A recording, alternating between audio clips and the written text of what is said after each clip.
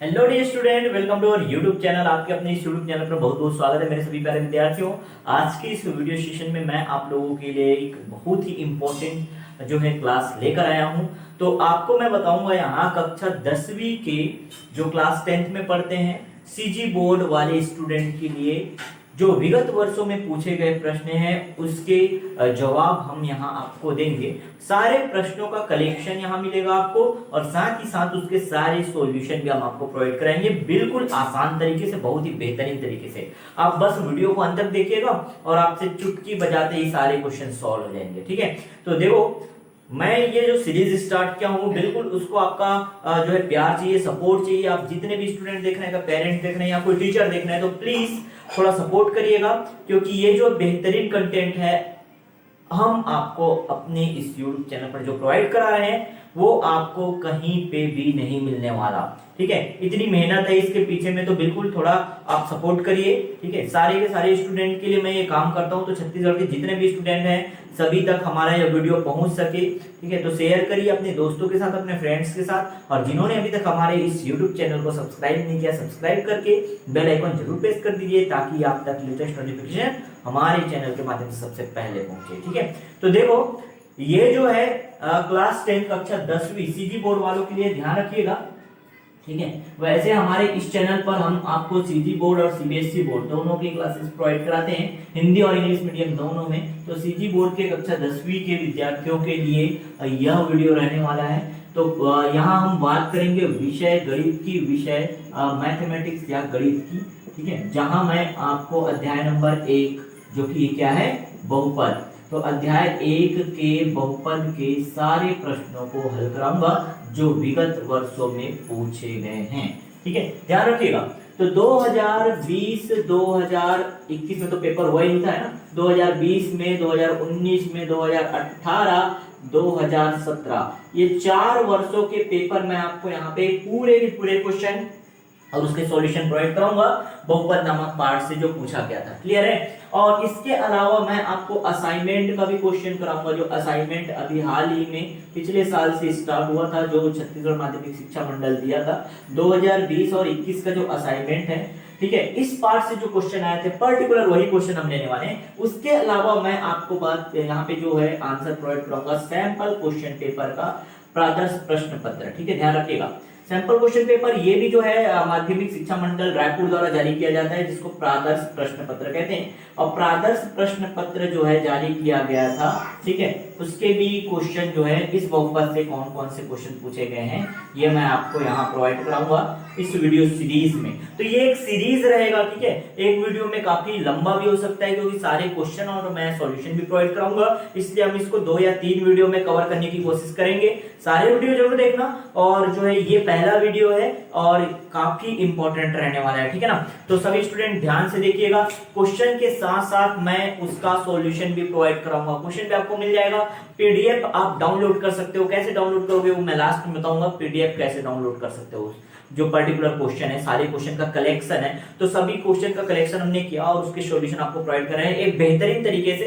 क्योंकि अगर आप इतने क्वेश्चन लगा लेते हो, इस पार्ट से इतने क्वेश्चन अगर आप लगा लेते हो, इतने प्रैक्टिस कर जाते हो ना, तो फिर आपका एक भी सवाल नहीं छूटने वाला है बोर्ड एग्जाम में। ध्यान रखिएगा। ठीक है, तो देखो ये पूरा का पूरा समझ आया क्या सिस्टम था हमारा और क्या हम करने वाले हैं यहाँ। क्लियर है ना। चलो आगे चलेंगे हम लोग, और जो इसका पूरा सॉल्यूशन मैं आपको प्रोवाइड कराऊंगा 1 बाय 1। तो सबसे पहले हम लेते हैं जो बोर्ड परीक्षा हुआ था 2020 में उसके प्रश्नों को। ठीक है, 2020 के प्रश्नों को सबसे पहले हम यहाँ जो है लेते हैं। ठीक है, मेरे पास पूरा क्वेश्चन पेपर है, ये देखो आपको दिखाई दे रहा होगा अभी। ठीक है, ये पूरा क्वेश्चन पेपर है, एक एक करके मैं आपको सारे पेपर जो है कराऊंगा, सारे क्वेश्चन कराऊंगा। तो 2020 में जो सेट ए, सेट बी और सेट सी तीनों सेट का क्वेश्चन मैंने रखा हुआ है। ठीक है, उसी तरह से 2019, 2018 और 2017 का भी है, और साथ ही साथ जो सैंपल पेपर है और उसके अलावा जो असाइनमेंट है। तो 2020 का सॉल्व करते हैं। सबसे पहले 2020 का पेपर, 2020 का जो पेपर है, ठीक है, 2020 का सेट ए, सबसे पहले चलो मैं देखता हूँ सेट ए को। 2020 में सेट ए में कौन कौन से क्वेश्चन पूछे गए। ठीक है, तो सबसे पहला जो क्वेश्चन पूछा गया था कि सही विकल्प चुनकर लिखिए। सही विकल्प चुनकर लिखिए कहा था। ठीक है, सही विकल्प चुनिए। मैं शॉर्ट में लिख दे रहा हूं यहाँ क्वेश्चन। ठीक है, सही विकल्प चुनिए, ये क्वेश्चन पूछा था और क्वेश्चन दिया हुआ था यदि px बराबर यदि पी एक्स बराबर x square plus 3x plus 2 हो तो पी थ्री का मान होगा, P3 का मान ये आपको पूछा गया है यहाँ पे, ठीक है। P3 का मान क्या होगा, ऑप्शन भी दिया गया है यहाँ पे, देखो अ ब स और द, 4 ऑप्शन है आपके पास। 4 ऑप्शन में से एक जो है करेक्ट रहेगा। ऑप्शन अ है 3, ब है 9 और स जो है 18 दिया हुआ था, द जो है 20 दिया हुआ है, ठीक है। चलो इस तरह से 4 ऑप्शन है आपके पास और इस तरह का क्वेश्चन जो आया है ये 1 नंबर के लिए पूछा गया। ध्यान रखिएगा कितने नंबर के लिए, 1 नंबर के लिए आपके 2020 के पेपर में। मतलब इससे एक आइडिया लग जाता है कि एक क्वेश्चन ऐसा आने वाला है आपका, बहुविकल्पी प्रश्न जो है बहुपद नामक पाठ से आ सकता है और उसमें 4 ऑप्शन दे सकते हैं और कुछ इस तरह से क्वेश्चन जो है हो सकता है, ठीक है। तो px बराबर दिया हुआ है, हमारे को बहुपद दिया हुआ है, उसका p3 का मान ज्ञात करना है, p3 का वैल्यू उसको फाइंड करना है।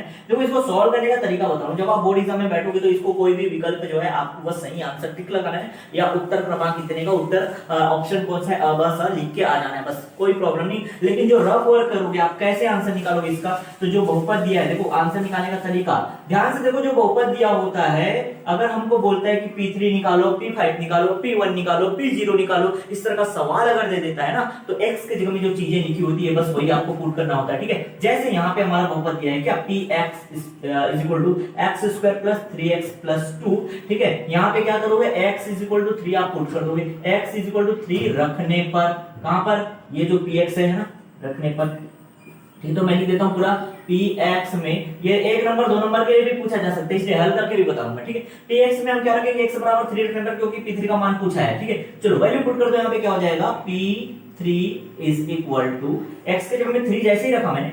याद रखिएगा जब भी ऐसे वैल्यू पुट करते हैं, मान रखते हैं ना, तो कोष्टक का उपयोग करना, कभी भी आपका आंसर गलत नहीं होगा, ठीक है। क्योंकि वहां पे चिन्ह का प्रॉब्लम होता है, बहुत सारे स्टूडेंट को मैंने देखा, ठीक है। तो आप क्या करोगे, 3 का स्क्वायर कर दिया प्लस ये हो जाएगा 3 इंटू 3 और ये हो जाएगा प्लस 2। जब आप वैल्यू पुट करोगे देखो तो क्या होगा, 3 का वर्ग करेंगे कितना हो जाएगा, 9 हो जाएगा, प्लस ये 3 दिया कितना हो जाएगा, 9 हो जाएगा और ये कितना हो जाएगा, 2। जब आप हल करोगे तो क्या हो जाएगा, p3 इज इक्वल टू 9 और 9 क्या हो गया 18 और 18 तो कितना हो गया 20 हो गया। तो आप ऑप्शन चेक करो 20 क्या है कहीं पे, क्या बिल्कुल बिल्कुल 20 है हमारे पास, कौन सा, वो ऑप्शन नंबर द है, option number D is the correct answer of this particular question. ये क्वेश्चन का आंसर क्या होगा, ये ऑप्शन डी होगा, द ऑप्शन नंबर द बिल्कुल सही है, ठीक है। चलो पहला क्वेश्चन समझ आया क्या, यदि समझ आया तो लाइक करते जाओ यार फटाफट से जल्दी शेयर करो अपने सारे दोस्तों के साथ। और इसी तरह के क्वेश्चन हम आपको लगातार प्रोवाइड करेंगे। इस क्वेश्चन जो है सेकंड पे आते हैं। चलो 2020 का जो क्वेश्चन सेट ए का जो क्वेश्चन नंबर सेकंड क्या पूछा गया था, जो इस पार्ट से था, ठीक है, हो गया। आप कॉपी और पेन जरूर लेकर के बैठना, कॉपी और पेन लेकर के आप जो है नोट डाउन करते जाना, क्योंकि नोट डाउन करना बहुत जरूरी है। जब तक आप लिखोगे नहीं ना, आप मेहनत नहीं करोगे तो फिर मेरे इस वैल्यू जो मैं प्रोवाइड करा रहा हूँ उसका कोई मतलब नहीं है, फिर गया ये सारा का सारा कूड़ा करकट में, ठीक है। समझिए बात को। चलो आगे हम लोग देखते हैं यहाँ पे नेक्स्ट क्वेश्चन पे आते हैं, question number second. Question number second क्या दिया हुआ है, देखो क्वेश्चन नंबर सेकंड जो है 3x square minus 5x plus 2, ये है, ध्यान रखिएगा, ये दिया हुआ है 3x square minus 5x plus 2 is equal to 0 के मूलों का योगफल। देखो ये जो सवाल है ना, एक्चुअल में क्या है, यहाँ पे एक पार्ट और है आपके पास जिसमें द्विघात समीकरण या वर्ग समीकरण नाम का पार्ट है, ध्यान नंबर 3 है, ध्यान नंबर 3 है, हाँ बिल्कुल ध्यान नंबर 3 में दिया हुआ है, ठीक है। तो उससे भी हो सकता है, लेकिन मैंने इसको यहाँ रख लिया, हो सकता है वो अध्याय नंबर 3 से पूछने का कोशिश किया हो, लेकिन हमने क्या किया, इसको अध्याय नंबर 1 में रख लिया, कोई प्रॉब्लम नहीं यहाँ पे। तो 3x square minus 5x plus 2 equal to 0 के मूलों का योगफल एवं गुणनफल ज्ञात कीजिए, ठीक है। मूलों का योगफल और गुणनफल क्या होगा या ज्ञात कीजिए बोल रहा है, ठीक है। तो गुणनफल ज्ञात कीजिए, ये क्वेश्चन है। अब आप इसको कैसे हल करोगे, ये 2 नंबर के लिए पूछा गया था, ठीक है। दूसरा क्वेश्चन यहाँ पे हम लोगों ने रखा, मैंने बताया ना ये अध्याय 1 से भी हो सकता है, अध्याय 3 से भी हो सकता है, लेकिन मैंने इसको अध्याय 1 में ही रख लिया क्योंकि यहाँ पे भी हमारे पास वर्ग समीकरण है जो कि एक बहुपद है। वैसे ही अध्याय 3 का क्वेश्चन है, लेकिन मैं यहीं रख दिया, इसको इंक्लूड कर लिया इसी में, पेपर में आपका जब आया था मैंने इसको यहाँ रख दिया, ठीक है। तो मूलों का योगफल और गुणनफल कैसे ज्ञात कर सकते हैं, ये हमारे पास क्या है, वर्ग समीकरण है जिसको द्विघात समीकरण कहते हैं और इसको द्विघात बहुपद भी कहते हैं। एक घात, द्विघात और त्रिघात बहुपद होते हैं, ठीक है। इसको क्वाड्रेटिक पॉलिनोमियल भी कहते हैं, द्विघात बहुपद, इसलिए बहुपद नामक पार्ट में मैंने इसको रख लिया, ठीक है। और जो है बहुपद का जब ये पार्ट पढ़ोगे ना तो आपको समझ आएगा कि यहाँ तो अच्छा मूलों का योगफल और गुणनफल का भी कॉन्सेप्ट दिया हुआ है, इसलिए मैंने इसको यहाँ रखा। तो कई सारे स्टूडेंट को डाउट होगा सर ये हमारा अध्याय नंबर 3 में आप यहाँ क्यों बता रहे हो, तो समझ आया क्यों यहाँ रख दिया मैंने, क्योंकि ये बहुत आसान सा कॉन्सेप्ट है और यहाँ पे भी इसका उपयोग किए। ये कॉन्सेप्ट हम लोगों ने पढ़ा भी है और हमारे सिलेबस में भी है पहले ही अध्याय में, इसलिए मैंने यहाँ रख दिया। ठीक है, चलो देखते हैं इस तरह के सवाल को कैसे हल कर दिया जाता है। ठीक है, तो क्या दिया हुआ है हमको, दिया गया बहुपद, दिया गया बहुपद बोलो या समीकरण भी बोल सकते हो, कोई प्रॉब्लम नहीं। दिया गया बहुपद क्या है, 3x square minus 5x plus 2 ये है। इसकी तुलना किससे करते हैं, अगर मूलों का योगफल चाहिए और गुणनफल चाहिए तो इसकी तुलना हम क्या करेंगे, ax square plus bx plus c से करने पर इसको कहते हैं मानक समीकरण, द्विघात मानक समीकरण। या मानक समीकरण किसका, द्विघात समीकरण का मानक रूप भी बोल सकते हो। ठीक है, इससे हम इसकी तुलना करेंगे। जैसी तुलना करेंगे ध्यान से देखो तो क्या होता है समझना, थोड़ा सा पहले इसका कॉन्सेप्ट चलता हूं मैं यहाँ पे। मूल जब भी हम देखते हैं जितना, अगर ये द्विघात समीकरण है, द्विघात बहुपद है, तो इसके कितने मूल होंगे, 2 मूल होंगे। एक मूल को हम कहते हैं अल्फा और दूसरा जो मूल होता है बीटा। ध्यान रखिएगा, ठीक है, एक कॉन्सेप्ट का क्लास भी आने वाला है, तो बिल्कुल आप सपोर्ट करते रहिए। जो चीजें आपको चाहिए कमेंट बॉक्स में कमेंट करो, मैं वो आपको प्रोवाइड कराते जाऊंगा। जब तक आपका रिक्वायरमेंट क्या है मुझे नहीं पता चलेगा ना, मैं आपको चीजें प्रोवाइड नहीं कर पाऊंगा। इसलिए क्या करना है, आपको जो भी लगता है, ठीक है, आप मुझे कमेंट बॉक्स में कमेंट जरूर कर दिया करो, सर प्लीज इस टॉपिक को कवर कर दो, इस टॉपिक को कवर कर दो। उससे क्या है, हमें भी पता चलता है आप चाहते क्या हो। ठीक है, तो हम उसको बहुत बेहतरीन तरीके से फिर आपको प्रोवाइड करा पाते हैं। तो ये देखो हमारे पास अगर कोई समीकरण दिया इस तरह से, जो बहुपद दिया गया है, अगर उसका अधिकतम घात, उसमें अगर चर का अधिकतम घात क्या हो, अधिकतम घात जो हो उसे ही हम क्या कहते हैं, उसका चर का घात कहते हैं। ठीक है, समझना। और अगर घात 2 है तो इसके कितने मूल निकलेंगे, 2 मूल निकलेंगे। अगर कोई चर हमारे पास कोई बहुपद ऐसा है, आप यहाँ देखो कि चर का घात कितना है, अधिकतम घात 1 है ना, इसलिए इसके एक ही आंसर निकलेंगे, जिसको क्या कहते हैं, 1 मूल। ठीक, लेकिन यहाँ पे क्या है, क्योंकि ये हमारे पास जो बहुपद या समीकरण दिया हुआ है उसका घात कितना, अधिकतम घात 2 है, इसलिए इसके 2 मूल निकलेंगे। और जब भी द्विघात समीकरण का बात करेगा तो हमेशा 2 मूल निकलेंगे। 2 मूल मतलब 2 आंसर निकलेंगे, एक को हम कहेंगे अल्फा और दूसरे को कहेंगे हम बीटा। ठीक, अब हमको क्वेश्चन में क्या पूछा, मूलों का योगफल और गुणनफल। तो जैसे ही मूलों का योगफल और गुणनफल का चीज आया, हम लोगों को ये फॉर्मूला याद होना चाहिए। अल्फा प्लस बीटा मतलब योगफल, मूल 2 मूल है, दोनों का योगफल क्या होता है, माइनस बी बटे ए, और अल्फा इंटू बीटा बराबर क्या होगा, सी बटे ए। अगर आपको ये कॉन्सेप्ट पता है ना, अच्छी बात है, नहीं पता तो नोट डाउन करते जाना, इसलिए कह रहा हूं। तो देखो ये फॉर्मूला जब तक आपको नहीं पता होगा और तब तक आप जो है इसका आंसर नहीं निकाल सकते, इस क्वेश्चन का आंसर नहीं निकाल सकते। ठीक है, मुश्किल है। तो आप क्या करोगे, ये चीजें हमको चाहिए, अब हमको पता चल गया, अच्छा अरे भाई हमको अल्फा प्लस बीटा चाहिए और अल्फा इंटू बीटा चाहिए, उसके लिए आपको चाहिए क्या, तो ए बी और सी तो चाहिए। ए बी और सी आखिर मिलता कहां है, तो द्विघात समीकरण जो हमारा रहता है उसको हम तुलना करते हैं इस मानक रूप से, और यहां से ए की जगह में जो लिखा है वो, बी की जगह में जो लिखा है वो, और सी की जगह में जो लिखा है वो ले लेते हैं और फिर इस सूत्र पे मार रखते हैं, फटाफट से हमारा आंसर आ जाता है। चलो देखते हैं कैसे आंसर यहाँ पे निकालेंगे। क्लियर, चलो तो कॉन्सेप्ट समझ आ गया। मैं थोड़ा थोड़ा कॉन्सेप्ट भी बताते जा रहा हूँ, है ना, लेकिन ये कॉन्सेप्ट का अलग से सेपरेट क्लास भी आपको मिलेगा, टेंशन वाली बात नहीं, हमारे चैनल के साथ जुड़े बस रहना आपको। ठीक, चलो इसकी तुलना करेंगे तो यहाँ क्या होगा, देखो ध्यान से, इसकी तुलना करने पर यहाँ a बराबर क्या होगा, b बराबर क्या होगा और c बराबर क्या होगा। तो देखो a बराबर कितना आ गया, 3 आ गया, b इज इक्वल टू -5, ऋण 5 आया, ध्यान रखिएगा, यहाँ प्लस b और यहाँ पे -5 है, इसलिए -5 लिखोगे। c का मान क्या आया, c बराबर कितना आया, 2 आया, तो c का मान आ गया 2। ठीक है, यहाँ तक बातें समझ आ गई, a b और c का मान पता चल गया। अतः हमको क्या, चूंकि हम जानते हैं कि मूलों का योगफल, तो मूलों का योगफल को क्या कहते हैं हम लोग, अल्फा प्लस बीटा। ध्यान रखिएगा, तो अल्फा प्लस बीटा, इसका सूत्र क्या होता है, मूलों का योगफल बराबर माइनस बी बटे ए होता है। मान डाल दो, देखो बच्चा मान डालो फटाफट से। बी का मान कितना है, ऋण 5 है, ध्यान रखिएगा, -5 है, और सूत्र में माइनस पहले से आता है ना, और ऊपर से क्या है, b के जगह में -5 डालना, इसलिए मैं कहता हूं जहां पे भी आप मान रखो कोष्टक जरूर लगाया करो, इससे गलती नहीं होता। और a का मान कितना है, 3 है, आपने रख दिया 3, और जब हल करेंगे तो क्या हो जाएगा, माइनस और माइनस क्या हो गया, प्लस, तो ये हो जाएगा 5/3। एक आंसर आ गया आपका, मूलों का योगफल पूछा था, योगफल निकल गया। क्लियर, चलो आगे चलते हैं। इसी सवाल में मूलों का गुणनफल क्या होगा, तो देखो आपको यहाँ पे दिखाई दे रहा है, बोर्ड पे ध्यान से देखो, मूलों का गुणनफल। अब मूलों का अगर हमको गुणनफल निकालना है, ध्यान रखिएगा मूलों का क्या निकालना है, गुणनफल। तो इस तरह से हम लिखेंगे मूलों का गुणनफल अल्फा इंटू बीटा। इसका सूत्र क्या होता है, तो ये होता है सी बटे ए। बस वैल्यू पुट करना है, तो अल्फा इंटू बीटा बराबर सी का मान कितना है, देखो 2 और ए का मान कितना है 3। तो ये हो जाएगा क्या, अल्फा इंटू बीटा बराबर 2/3। यही है आंसर इसका। तो ये मूलों का योगफल और गुणनफल पूछा था। कैसे ज्ञात करना है समझ आया, कॉन्सेप्ट समझ आया। बस 2 नंबर आपको यहाँ से पूरे 2 में 2 मिलेंगे। लिखने के तरीके को भी समझो, पैटर्न को भी समझो। जैसा बोर्ड एग्जाम में लिखा जाता था मैं सेम एज इट इज वैसे ही कॉन्सेप्ट बताता हूँ, वैसे ही सॉल्यूशन करता हूँ। एक सिंगल स्टेप भी मैं मिस नहीं करता है, ताकि आप भी उसको फॉलो करो और अच्छे से लिख पाओ। क्लियर हुआ, यहाँ तक समझ आया हर एक चीज। आगे चलते हैं नेक्स्ट क्वेश्चन पे, जो कि क्वेश्चन नंबर 3 है हमारे पास। चलो पेपर लेते हैं हम लोग क्वेश्चन नंबर 3। सिद्ध कीजिए कि, चलो क्वेश्चन नंबर 3 जो है वो ले लेते हैं। समझ आ गया, तो नोट डाउन करते जाना है ना, कॉपी और पेन। अब जैसे यहाँ पे मैंने इसको रब कर दिया, तो आपको क्या करना है, वीडियो रोक लेना है जहाँ पे भी, या पीछे जाकर के जो है वीडियो को थोड़ा बैक कर लीजिए और उसके बाद अपना जो भी चीज नोट करना है वो कर लीजिए, ठीक है।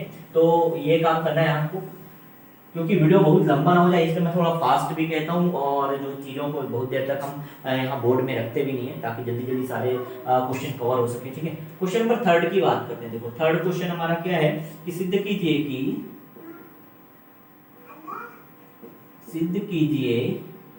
कि क्वेश्चन नंबर 3 है, सिद्ध कीजिए कि 4x² प्लस 4x³ होगा ये, 4x³ plus 3x² plus 2x minus 9 को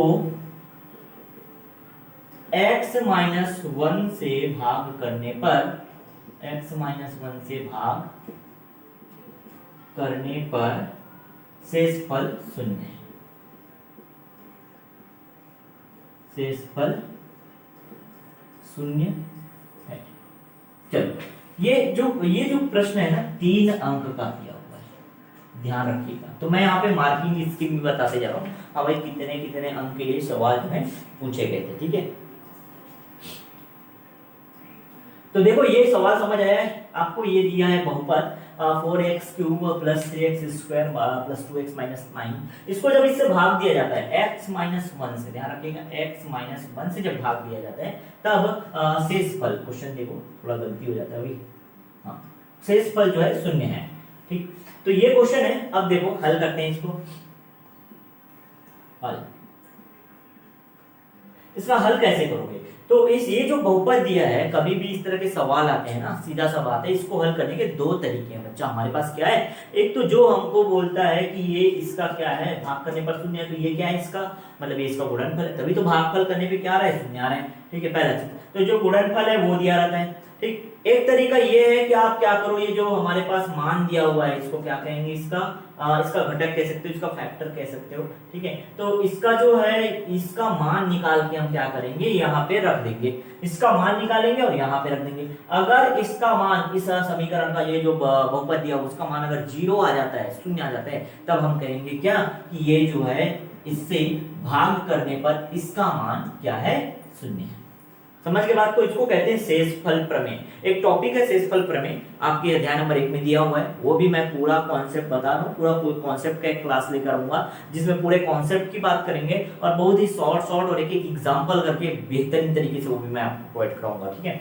चलो तो ये जो है क्या है, सिद्ध कीजिए कि 4x³ प्लस ये जो दिया हुआ है, हल कैसे करने, हल करने का तरीका समझिएगा, ठीक है। तो यहाँ क्या करेंगे, जब हल करेंगे तो माना जो हमारे पास बहुपद ये दिया रहता है ना उसको px लेंगे। माना px बराबर क्या हो जाएगा 4x³ plus 3x² plus 2x minus 9।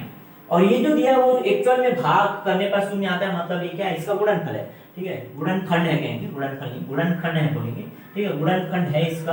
तो ये क्या है, x माइनस 1 से भाग करने पर, ठीक है। तो शेषफल प्रमेय से क्या लगाएंगे, शेषफल है ना, तो शेषफल प्रमेय से जो भी चीज दिया हुआ है, ठीक है, तो इसको हम क्या ले लेंगे, gx ले लेंगे। ये इसका गुणनखंड है, तो हम gx बराबर ले लिए x माइनस 1। कहां से आया, एक को मैंने px ले लिया, एक को मैंने gx ले लिया। जो गुणनखंड है उसको मैंने gx लिया। अब गुणनखंड का जो मान है वो क्या होगा, गुणनखंड का मान निकालने पर जब हम उस मान को यहाँ रखेंगे तो इसका आंसर क्या होगा 0। अगर 0 आ गया तो शेषफल 0 है, ठीक। तो ये पहला तरीका। दूसरा तरीका क्या है कि आप ये px को इससे भाग दे दो gx से, और अगर शेषफल 0 आ गया तो शेषफल 0। ठीक है, सो इस तरह के क्वेश्चन को किस तरह से डील करना है देखो समझते हैं। यहाँ पे अगर आपको px और gx दोनों गिवन है तो आप क्या करोगे, x is equal to 4x cube plus 3x square plus 2x minus 9 ये गिवन है, और gx हम लोगों ने सपोज कर दिया क्या x माइनस 1 है। तो ये जो दिया होगा बड़ा सा बहुपद उसको हम px ले लेंगे, और जो हमारा गुणनखंड होगा उसको हम लेंगे क्या gx। अगर आपको यहाँ शेषफल निकालना होगा तो क्या करोगे, ये जो हमारा गुणनखंड रहेगा ना उसका आप मान निकालो। कैसे निकालेंगे, तो शेषफल प्रमेय लगाएंगे। क्या लगाएंगे बच्चा, देखो यहाँ पे शेषफल प्रमेय लगाएंगे। शेषफल प्रमेय कैसे लगता है, देखो शेषफल प्रमेय हम इस तरह से लगाते हैं कि जो गुणनखंड रहता है x माइनस 1, ठीक है, इसको हम क्या कर देंगे x माइनस 1 बराबर कर देंगे 0 के। इससे क्या होगा, x का मान निकलेगा, ये आ गया x माइनस 1 था उधर जाएगा तो x इज इक्वल टू 1 मिल गया। और इस x का मान आप px में रख दो। x का मान कहां पे रखने पर, तो x बराबर 1 है ना, तो x का मान px में रखने पर कहां रखेंगे, px में रखने पर। जैसे ही आप x का मान px में रख दोगे तो देखो क्या होगा, ये px हमारा, ठीक है, x का मान क्या 1 है ना, तो x बराबर 1 ऐसे भी लिख सकते हो, x बराबर 1, ठीक है। इसका मान कहां रखोगे, px में, तो x का मान 1 रख दो। यहाँ पे क्या हो जाएगा, ये हो जाएगा p1 इज इक्वल टू, यहाँ पे देखो ये हो जाएगा क्या 4 1 इज टू पावर 3 प्लस 3 1 स्क्वायर प्लस क्या हो जाएगा, यहाँ पे हो जाएगा 2 इंटू 1 माइनस 9। यहाँ तक समझ आ गया। अब इसको थोड़ा हल कर लो, बस ये हो जाएगा क्या 4, एक का घात कितना भी हमेशा क्या मिलता है हमको, एक ही मिलता है, ठीक है, प्लस ये हो जाएगा क्या 3, और यहाँ पे भी क्या हो जाएगा 1, यहाँ पे हो जाएगा 2 1 या 2 2 एकम 2, और ये हो जाएगा माइनस 9। हल करोगे इसको, देखो 4 एकम ये हो जाएगा 4 धन 3 एकम 3 हो गया, धन 2 हो गया, ऋण 9, तो 4 के 7 और 2 कितना हो गया 9, 9 ऋण 9 हो गया, आंसर कितना आ गया 0। तो आपको समझ आया। देखो बच्चा यहाँ पे क्या हुआ बेटा, देखो कि आपको जैसे ही आपने 1 रखा, x का मान जैसे ही 1 आपने रखा, वहां पे आंसर क्या आ गया, इसका इस px का मान कितना आ गया 0। और क्योंकि ये आंसर जो आया 0 वही तो शेषफल है, अतः आप बोल सकते हो ये हो गया क्या, सिद्ध, प्रूव्ड। ठीक है, इसको एक और तरीके से बना सकते हो जहां हम करते हैं भाग। तो ये x माइनस 1 से इसको भाग कर देंगे, ये जो हमारा बहुपद दिया हुआ उसको